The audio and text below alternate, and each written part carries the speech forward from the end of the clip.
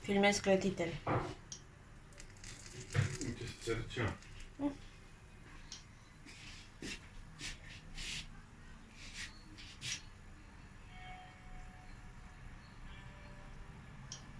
Ce fac ăștia? Ce vezi?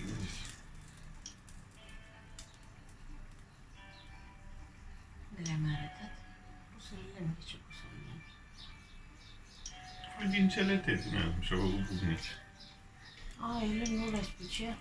E lemn, bine, compactă pus în diferite direcții.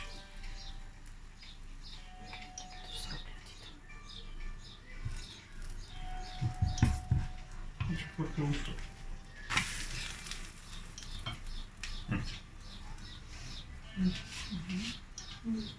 Sau fac se...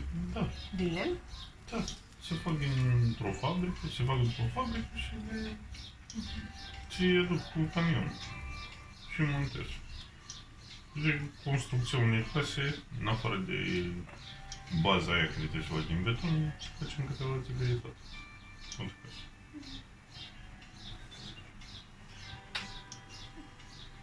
Și un român ăsta care le face. Le face și în Italia și în asta.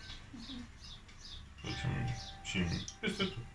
Ideea e că nu ai costuri, nu ai... Nu sunt așa de mari ca în partea asta. Da? Și uite așa. Și o casă relativ mare, știi? Și torn decât, trebuie să torn decât asta.